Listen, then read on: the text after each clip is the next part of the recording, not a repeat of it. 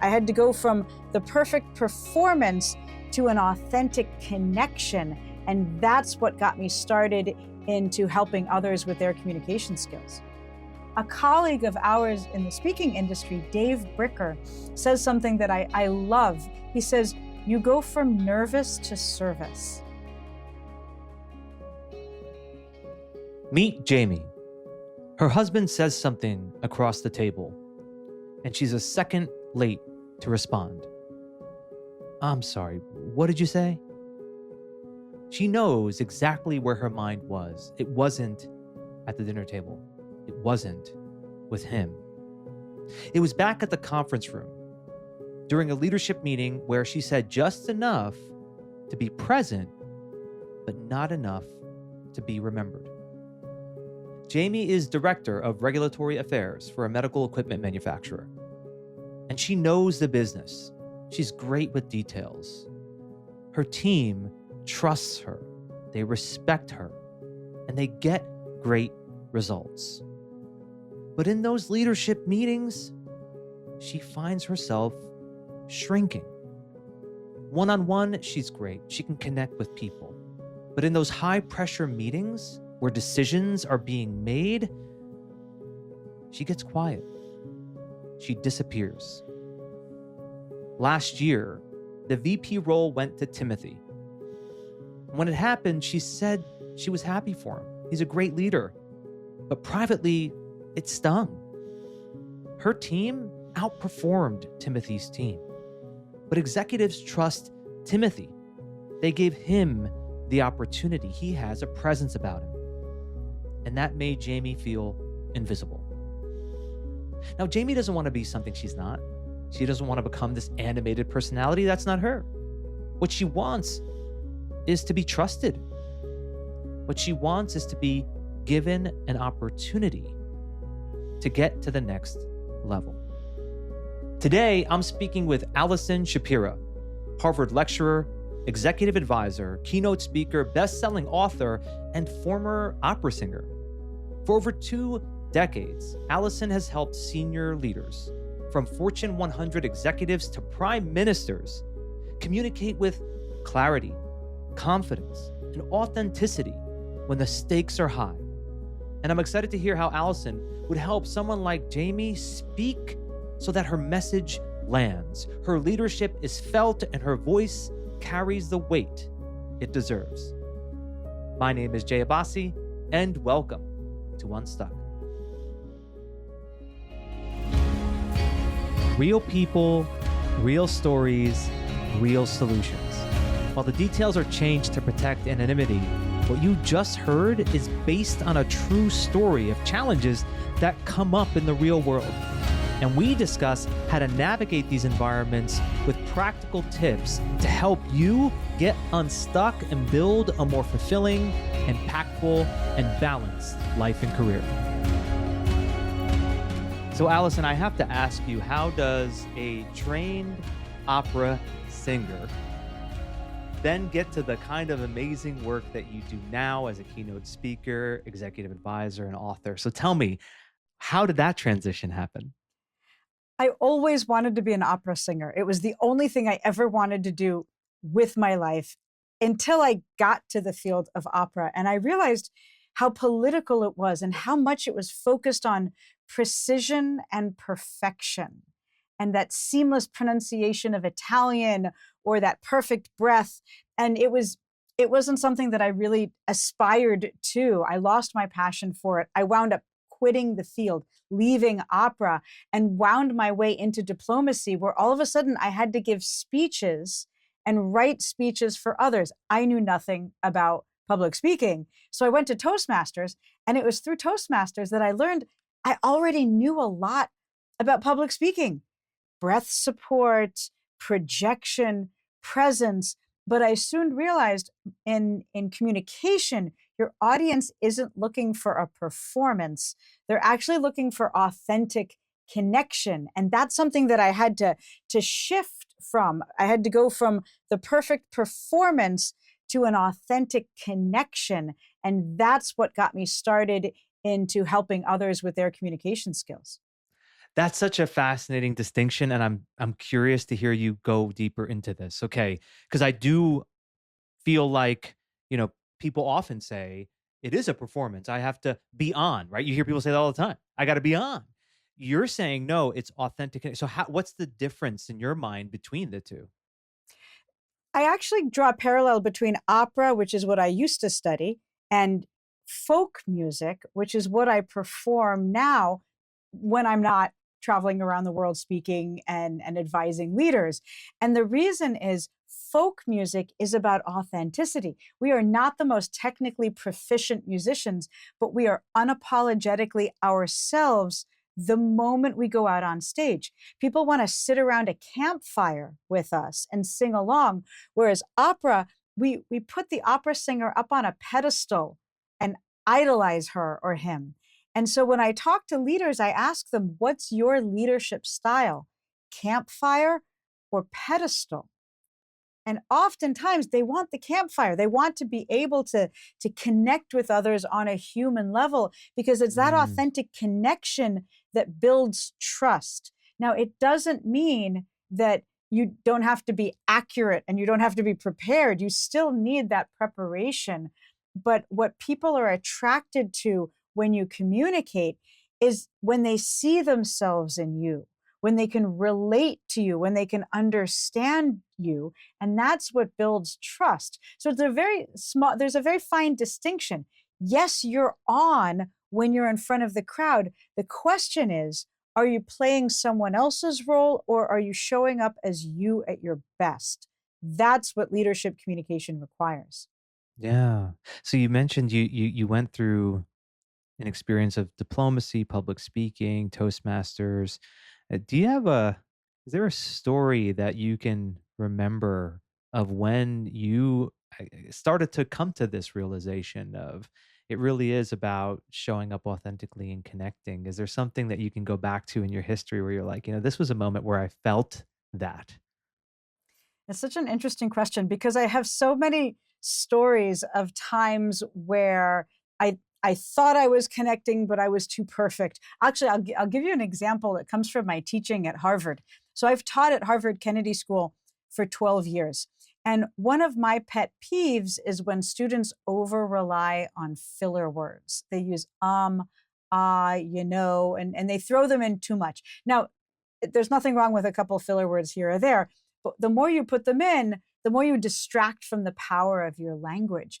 And so I used to do something in class and with my senior executive clients in our one on one sessions. When you hear a filler word, knock on the table. And, and then you get auditory feedback on your filler words. And I Mm, used to do that in class. Whenever we heard a filler word, I encouraged students to knock on the table if they heard someone use a filler word. As you can imagine, it was incredibly distracting. Was it effective? Yes. But did it create a safe learning environment? No. And then two mm, things happened that made me change that. The first was I was observing one of my senior executive clients in a market review with their head, the president of their business. And I was watching them deliver their presentation on how their market had been doing. And they said, as they started to speak, and they knocked on the table during the business review.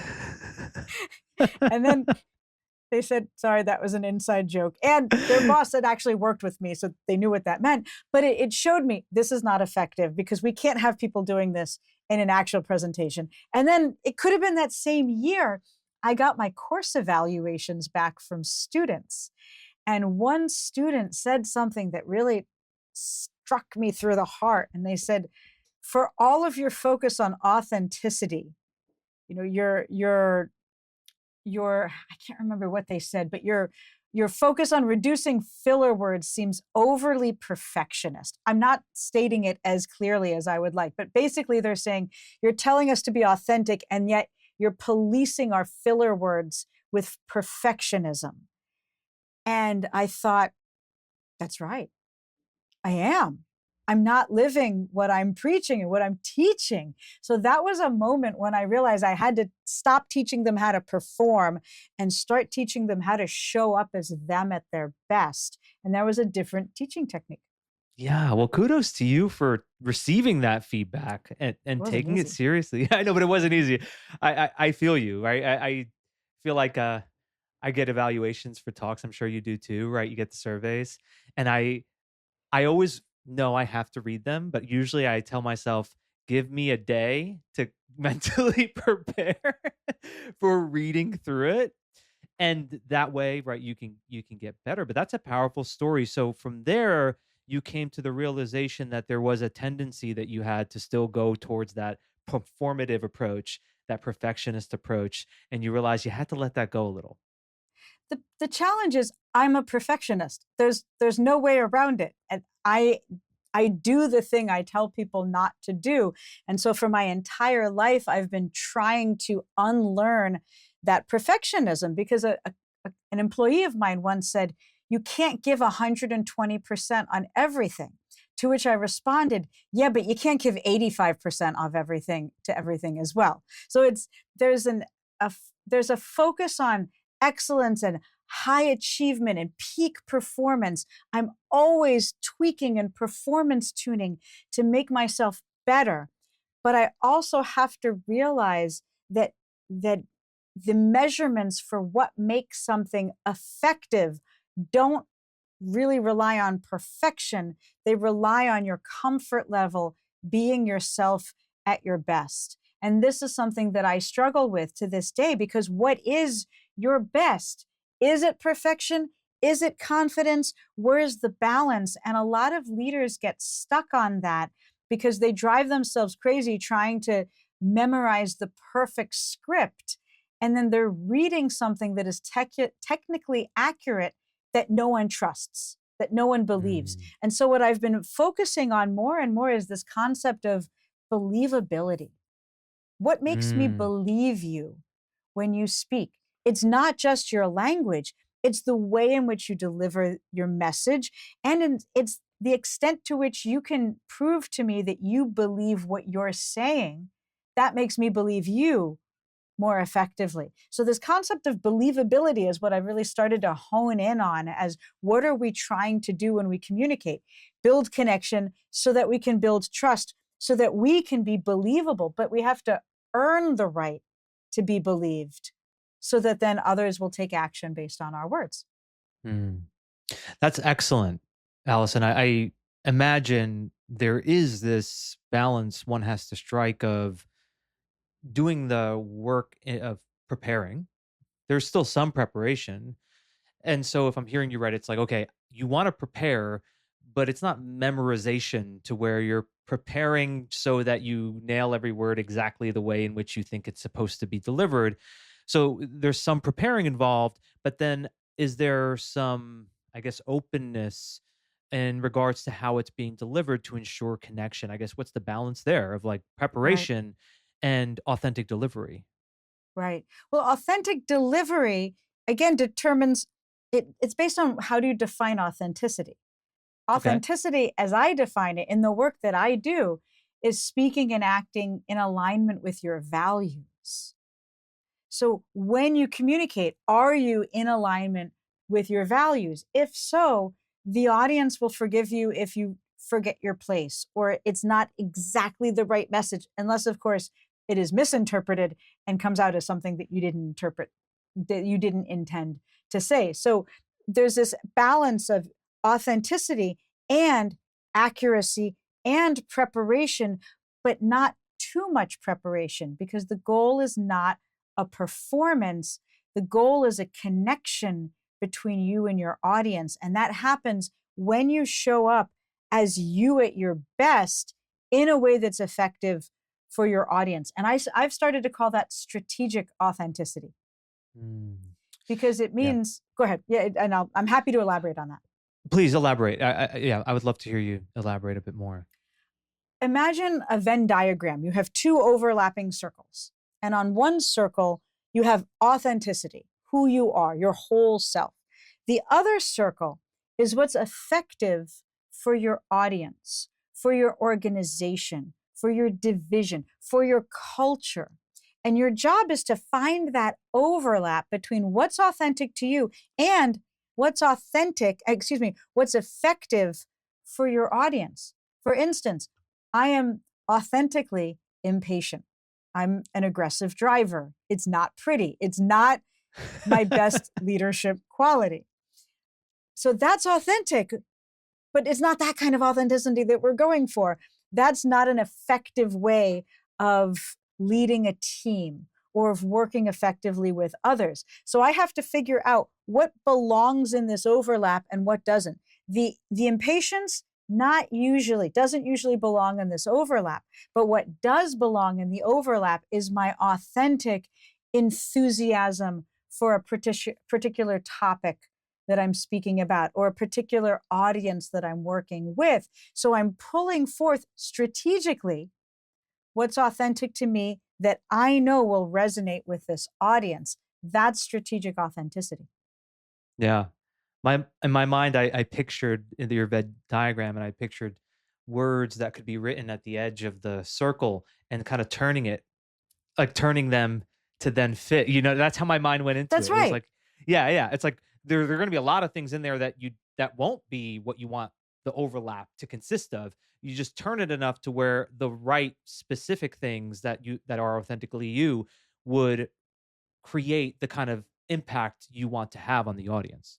That's right, which will resonate with your audience, which is why we always start when we're preparing a message with who's your audience. So then we know which part of our circle, how to turn it and where to stop based on Yeah. what they'll resonate with. Yeah, that could be like a workshop exercise. Like I'm just It's imagining that.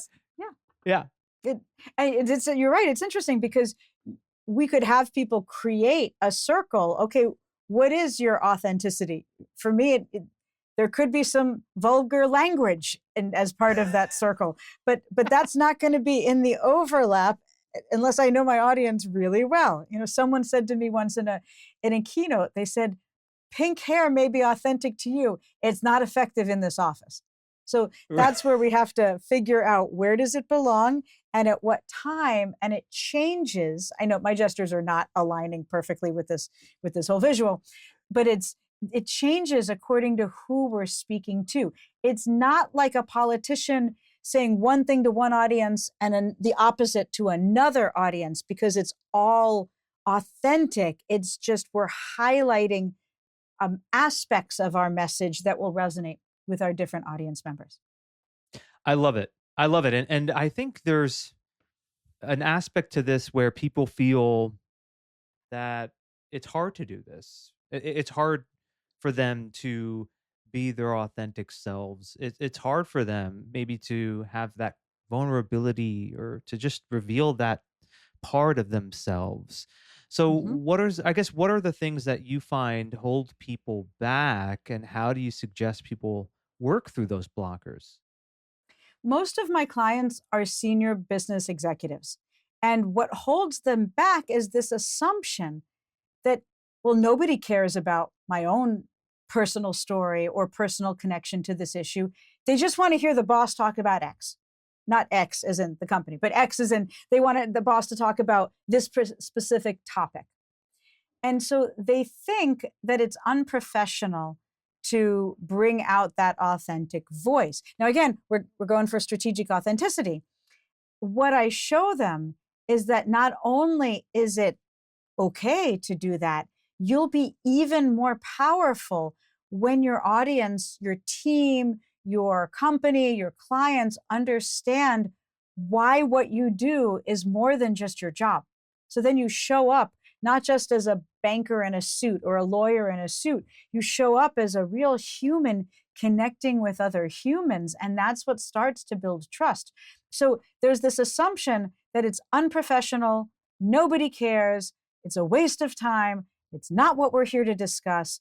My argument is through our work together, you're going to understand how this is actually going to help you more quickly reach your goal because of the connection you're going to make with the other people. Yeah. I mean, it makes sense, Allison, and for all of our listeners, no no one wants to work for a robot. No one wants to work for somebody who's not human, right? I mean, really, we want to work with somebody who's human, and we want to know what they care about. It doesn't matter what level, it doesn't matter what industry. We are going to be more inspired, more motivated, and more committed to our work when we're working under a leader or alongside a leader who we see their humanity and we connect to their humanity. Hmm. That's right. Yeah. That's right. And so we have to give leaders permission to do that. And if they don't have strong role models that they can look to, or they may look at those role models and think, oh, she could pull it off, but I can't pull it off. So they need to go through that process of taking that first step of identifying, looking inward to say, who am I? What drives me to lead? Let me see if I can say that out loud in a way that feels authentic to me. And now let me think about where I might strategically use that message to connect with others. Yeah. So, Allison, I assume then when you do your executive advising, is that part of the process to help a senior leader take inventory of those values to be able to pull the mirror up for them so that they can see this for themselves? Yes, because you can't communicate with others until you first learn how to communicate with yourself. And a lot of people speak to themselves in a very unkind voice. Yeah. Or they don't speak to themselves at all. They don't listen to themselves. And so I guide them through a very personal process to connect with what drives them, what doesn't drive them, what's holding them back from speaking up. That's why it started as public speaking coaching, it became communication coaching, executive communication coaching, but now it's really more of a strategic process of identifying why you're called to lead, and then harnessing that sense of purpose to connect with others. So it becomes this foundational way in which you relate to others. It's so much more than just what you say or what you do with your hands when you speak. It's so true.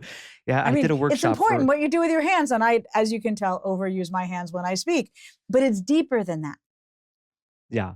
Well, it's like if that's your natural way of speaking, then it just happens and you're being authentic. I'm from New Jersey. We all talk with our hands. It's just a natural thing. I grew up, my mother was born in Brooklyn and she just always was very animated in the way she talks, right? So when I'm Hmm. just being myself, I talk that way. It just comes out. I'm not like telling my right hand move up and then right Hmm. hand move back. If you Right. want to incorporate more of it, of course, you could train yourself to do that if it would help with the message. What I was about to ask you was in regards to some of the work you're doing now on AI. Your book, AI for the Authentic Leader, is your newest book. And I'm curious to get your take on how people can maintain authenticity and human connection when we are just vastly moving towards these advancements in technology and AI is everywhere. What's the advice that you're giving to leaders of how to stay human and ensure connection?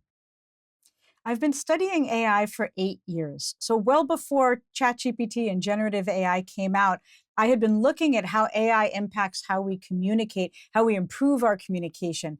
Then, when generative AI came out, I realized how much more this was going to impact how we relate to one another. And I wrote my book, AI for the Authentic Leader, not because leaders were asking me about AI. I wrote it because not enough leaders were asking me about AI. They weren't using it. They were saying, "Oh, the tech team is working on it." And they weren't taking personal responsibility for learning these tools. And I had a few different perspectives I wanted to share. First, this is coming and this will impact how you lead. It will impact what work looks like, what your workforce looks like, what the economy looks like. And I wanted leaders to be prepared. At the same time, I knew it had the potential to become a barrier between how we relate to one another. And in fact, what we're seeing and what research is showing is that when we over rely on AI to communicate, people can tell. And it holds them back from trusting us because it holds them back from seeing us. And they can't tell, like, do you do you really believe this? Or did you just use AI to write my performance review? And it's Mm, holding them back from connecting with their clients, with their colleagues. And I'm nervous because I see all of these organizations rushing to roll out AI across the enterprise, and they're all doing technical training, and they're not showing their associates, their employees, their leaders how to use these tools in a way that brings out your authentic voice as opposed to squashes and hides and suppresses your authentic voice. And the premise of my book is you can use generative AI to be more human, to be more authentic, if we define authenticity as in alignment with your values. So there's some work to be done in what you would feed AI in order to have the responses be in alignment with your voice and your values. So you would encourage a leader to say, okay, really take some time to identify those values and who you are, and put that into AI before you ask it to spit anything else back. Am I right? Of course, of course. I Yeah. created something I called the Authentic Voice Intelligence Blueprint, AVI, which is a play on words on AGI, which is artificial general intelligence. So I Yeah. say you can achieve AVI. AGI is a little further off. And the idea is this Authentic Voice Intelligence Blueprint is a questionnaire that ensures that you're intentional about who you are at your best. What drives you in your leadership style? How do you communicate at your best? What are the values that guide your actions? What are some formative experiences that you've had? What are your favorite phrases to say? And then you can train whatever AI you're using based on you at your best. So the idea is let's be intentional about our AI use before we scale it exponentially with an agent or a chatbot. Yeah, I think there's and tell me if you're seeing this, Allison. I find that there's two schools, or the people who are just kind of rejecting it, resisting it, and then there's more than two, but these are the two that I think are problematic. There's the people who resist, and then there are people who are overusing it for everything, and I think that, and they're just feeding it. And I'm so glad that you brought up people can tell, and that the research shows that people can tell. I think everybody listening really needs to internalize that, which is that means you too. That means when you're using it, right? Every listener, when you're using it, other people can tell that you're using it. So be careful, because one message that gets sent that feels inauthentic to someone who's looking to you as a leader can completely destroy the trust that you've built between That's you and right. that person. And trust is That's everything, right. Alice. And trust is that's the thing that a leader has to ensure that they cultivate. So when you look at a leader who is building that kind of trust amongst their team, what are some of the common patterns that you see in leaders that are really good at this, that are really good at just building that trust? People look to them as the authority, as the credible leader that they hope they see them as. Right. There are a lot of leaders I work with, very luckily, who do this effectively, and they're role models for their teams. What do? First and foremost, they're the same person on stage as they are off stage. It's not like they all of a sudden put on their leadership jacket before they go out on stage. They're the same person, and congruence between how we act in different ways is a driver of trust. That same congruence shows up when our words, our voice and tone, our gestures, every part of us is in alignment. And the reason I teach people how to use their hands and their vocal tone and intonation is because when there's a disconnect between what you say and how you say it, people believe the how and they mistrust the what.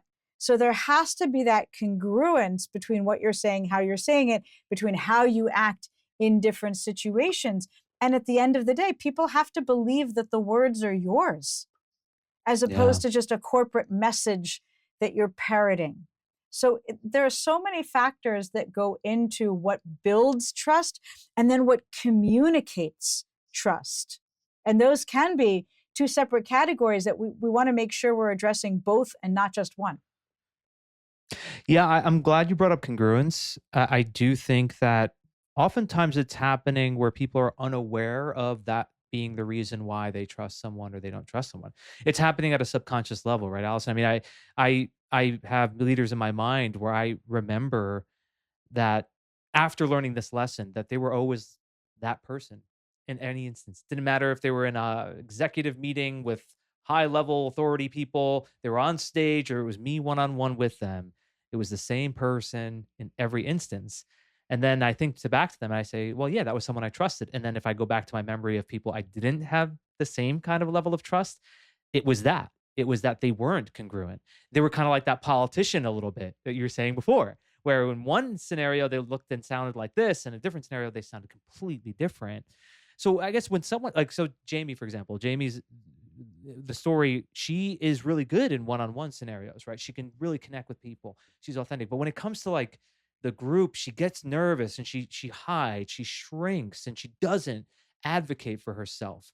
What are some ways in which someone can create congruency when maybe they aren't as naturally inclined to speak their mind?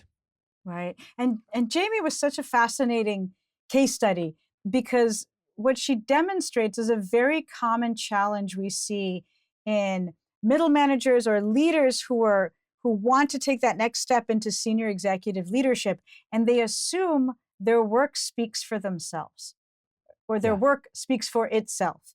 Your work does not speak for itself. You have to speak for it. And this is a challenge. I particularly find a lot of women will face this, but it doesn't, it's not strictly exclusive of gender. It's regardless of gender. A lot of people will face this. I happen to have observed it quite a bit in women as well.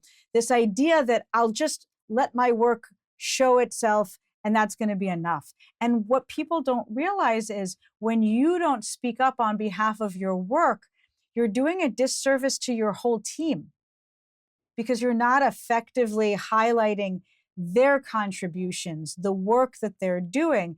And so there's this mindset shift we have to go through where we realize I'm not speaking up in this meeting to show off how much I know.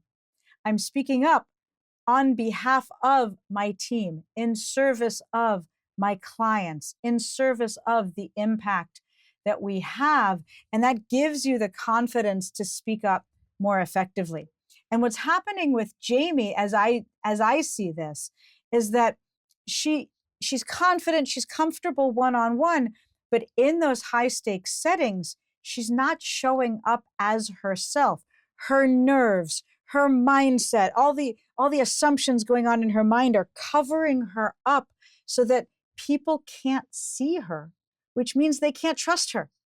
And my goal when helping someone is to ensure that you show up as you at your best, not playing a role like we talked about earlier, not putting on a performance. You simply step into that room and speak with the confidence and conviction of somebody who's comfortable in themselves and they're comfortable in that setting. And that's what makes people pay attention, connect, and start to trust you more. So it's finding that strategic authenticity in that room as opposed to letting your nerves control you and cover up who you really are.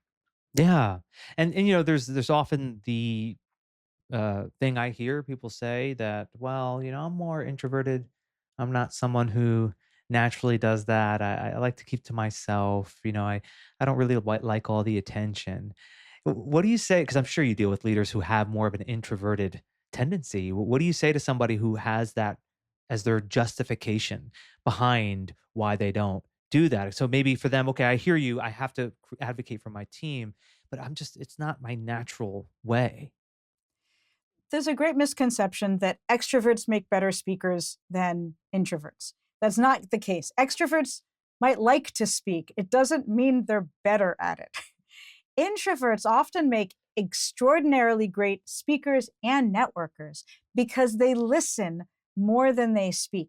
So because they listen, they're really attuned to the dynamics in the room, to what other people are saying. So when they do speak, they speak with a more nuanced voice because they've been listening to what's going on. So I think introverts make great speakers. Secondly, being a great communicator is not about yelling or being long-winded or sucking all the air out of the room.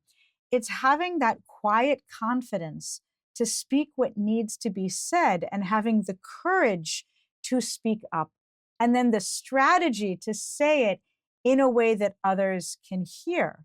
So all of those competencies are skill sets, they're leadership capabilities that you can build. They have nothing to do with whether you're an introvert or an extrovert.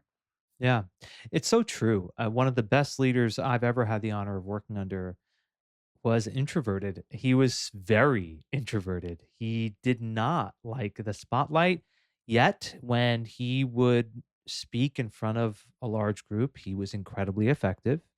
When he would and congruent, the way he was up on that stage with 300, 400, 500 people watching was exactly how he was behind closed doors. So I'm glad that you put it that way, because I do think so often introverts feel that. They feel like, "Oh, well, this is just Mhm.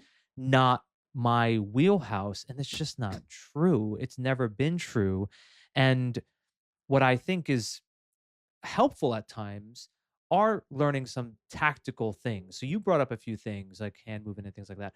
What are some of the specific tactical things? Let's say we have somebody who works on the mindset piece, right? Their authenticity, they tap into that, they know their values, they figure out that overlap, and you want to give them a few extra things. Bring this into that meeting. Incorporate this type of communication technique. What are some of the go-tos you find to be really valuable to showcase confidence? I want them to use language that's comfortable for them. So very often I find people hide behind corporate jargon and they think that that makes them look like they know what they're talking about. But if you struggle when using a phrase or a language, or it doesn't feel comfortable for you to use that kind of language or phrasing, choose something else. Choose something that does resonate with you. Change a word, change a way of saying it. Sometimes I work with senior executives who are recording a video for their whole company, and the comms team hands them a script and they look at it, or maybe they're moderating a panel and they look at what their comms team gives them and they're like, did you read this out loud? This is not written for the ear, it's written for the eye. Yeah. And a lot of times when we default to a script, especially a script someone else wrote for us, it sounds false, it rings hollow. And so I want leaders to be comfortable using language that resonates with them and that resonates with their audience. That's that strategic authenticity. But if the words don't feel comfortable to you, you're not going to look comfortable delivering them. So that's why we spend a lot of time looking at the words themselves. And then when we deliver them, I want people to recognize that it's not just about delivering words on a page. Your goal is to make the words lift off the page and into the hearts and minds of the audience. So that comes down to the energy and excitement in your voice, your intonation, your enunciation, especially if you start to speak quickly. You're from New Jersey, that not the slowest of talkers. So that's an example where if your fast talking is alienating your audience and we Yeah. can't understand you, we're not receiving your message. So strategic authenticity, you might need to slow down a little bit. Or my mother's from Brooklyn as well. My dad's from Queens. I grew up in a house full of loving sarcasm. And while I love sarcasm and speak fluent sarcasm, I have to again remember it's not in the strategic authenticity part, and I can get myself into trouble. So I think I went on a tangent with the sarcasm there, but it's recognizing that every part of you is communicating. Don't limit yourself to the words, which means don't just practice the words. You have to practice the delivery so that even though it may not feel authentic while you're practicing, in the moment you can relax and trust that your body is going to make the message come alive. Yeah, slowing down has been one of the most challenging things I've had to train myself to do in my own speaking. I mean, Allison, even to this day, I'll watch a recording of myself and I'm like, you told yourself to slow down and you still were speaking too fast. It's like I have to tell myself, to get into like zero point 0.5 of the, the kind of speed rate of a video. I have to go to zero Hmm. point 0.5 for me to sound what is a normal 1.0 for everyone else. And Right. and the enthusiasm part, that is interesting because I need to get your take on this, because with enthusiasm, it doesn't have to be very animated and loud like you were saying before. You can sound enthusiastic and passionate just by changing the tonality and really letting it come from a genuine place. And I say that, Allison, because I think that too often people think I have to force excitement when that's not your natural personality. Am I right? You don't need to go that path. Exactly. You're not trying to say, good morning. I can't hear you. Good morning. This is not forcing yourself to be this big booming voice. It's more about recognizing your energy comes out even when you whisper. You can be Yeah. soft spoken, and I see this with my students all the time. What I love about my class is that I'm not trying to get 40 students from all around the world to all sound exactly the same. They're demonstrating to each other that you can show great energy and presence and power, and you can be soft spoken at the same time. And Yeah. I think that's really powerful. It's so powerful. I mean, I know some people who are just, it's in their eyes. Like Mhm. it's in their eyes, just the way that they're so focused, That's right. and they're just able to deliver a message where it really hits you, and Mhm. that's their natural way. So you have to just know what your natural way is. And I think that Mhm. part of Jamie's challenge is she hasn't really taken that inventory, and she, I guess, has this sense that, oh, she isn't going to be the person that others would put on that pedestal, to be that performer like the other individual who got the promotion, right? I'm forgetting the name, honestly, to be honest, what the name Patrick? of the, I think it was Patrick. was it Patrick? I don't He know. who got the VP position, right? It was Mhm. someone else. And so Mhm. I guess when that can happen too, right? So Jamie was falling into comparison. Right. So what, how does one work through that tendency we all have in the workplace, where Mhm. you look at that person and say, well, they're getting promoted, everyone likes them, they're getting all the attention, I'm not, and we fall into the comparison game, and we fall into resentment, frustration, and annoyance. There's so much to it. It was Timothy was the person Timothy, who that's got it. the Yeah, job. Timothy, it yeah, wasn't Patrick, right? There was yeah, a T in there somewhere. yeah. There's so much that goes into that. And what it's also important to recognize is it's not just the way you speak that's that's going to get you promoted. It's the relationships that you're building outside of the office or outside of the space that you're working in. Are you strategically connecting with others? Are you inviting them for lunch? Are you building that network? Are you volunteering to present in meetings or presentations so that you can build a reputation for yourself? So there's so much to it. And then there's being willing to speak up in a meeting and even push back on what someone else is saying. And I like to teach people the compliment and build technique when they need to interrupt in a meeting and you're afraid of speaking up. Wait for the person speaking to take a break, to take a breath, because you've got to breathe at some point. And then you jump in and you say, actually, I really like what Jay is saying. I want to build on that by, and then you take it in whatever direction you want, but you've diffused the harshness of the interruption by complimenting the person you're interrupting. Then you build and take the message in a different direction, and that's how you get your voice heard in a meeting, which is a form of leadership. Yeah, compliment and build. I love that. That is so Mhm. good. I think I just had this conversation with someone recently, one of my clients, where I gave her the coaching, similar coaching, about how at times you do need to interrupt people. Like it's not like it's binary where I'm either a nice, kind person and I don't interrupt, or I'm a mean, terrible person who interrupts. The way you just described it is, no, you're still respectful, you're still kind, and you interrupt because there is an important thing you need to share. And how often, Allison, are there people where if you don't interrupt them, they just won't stop?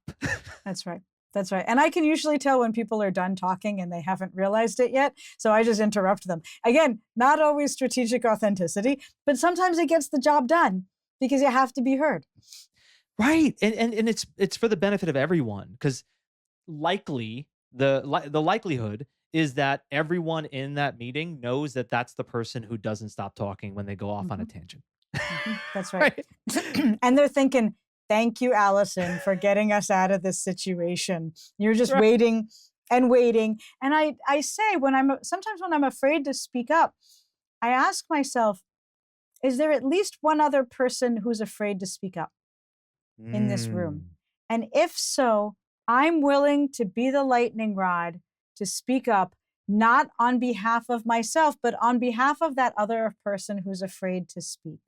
And so I'm using my power and status to be able to interrupt in order to protect somebody else. And I find that a very powerful mindset shift. And a colleague of ours in the speaking industry, Dave Bricker, says something that I love. He says, you go from nervous to service. That's fantastic. And it's easier to speak up. Yeah, because it's not about you at that Yeah. instance. It's not about you. You're not caught in your own self-absorption of your own fears and insecurity. It's, I want to help another person.